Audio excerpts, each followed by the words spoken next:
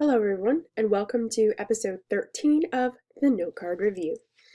Today's topic is mutations, so I'm briefly going to go over all of the different versions of mutations that we discussed on the worksheet.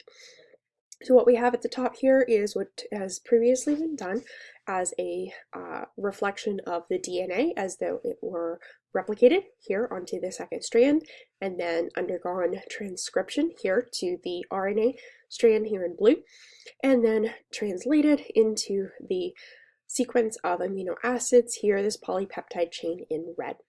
Okay, so this is what was intended to happen.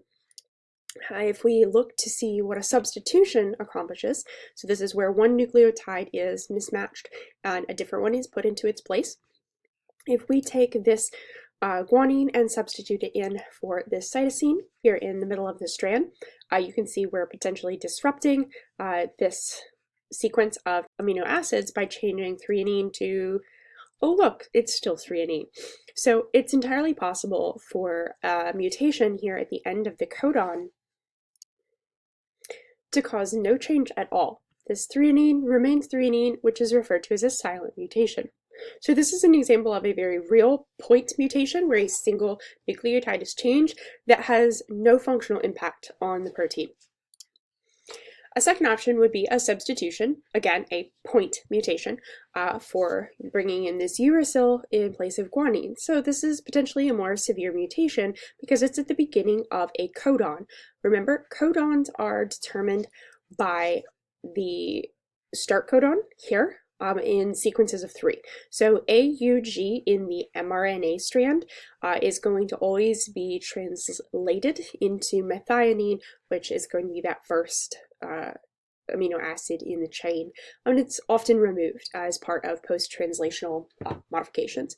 But regardless, the reading frame is set by this codon here, AUG, which is TAC in the DNA, and then every 3 becomes a codon to determine the reading frame.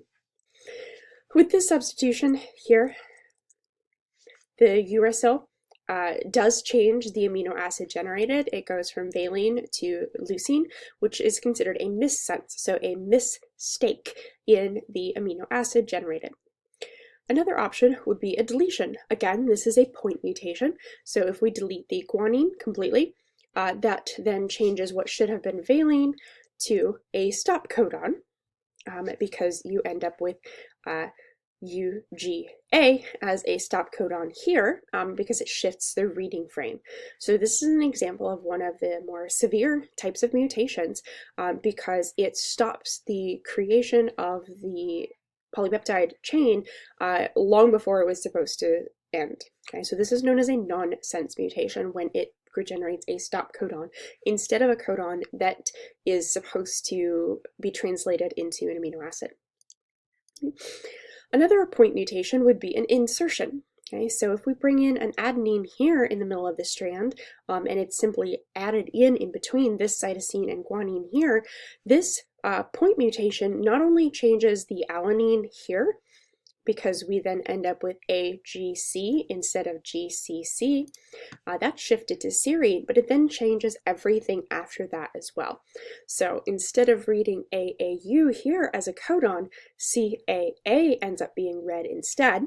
So we have 3 here, ACC, AGC, and then CAA, and so it's changed, the amino acid generated is changed again. Okay, so this is just referred to as extensive or severe missense because it is generating additional amino acids, so it's missense, not nonsense, but it's a complete frame shift. A frame shift is when the sequence of 3 nucleic acids that are supposed to be read as a codon, like GCC here, is shifted by the mutation, and a different sequence of 3 nucleic acids is read instead. So it tends to have very long-running changes that it causes as a mutation. Okay?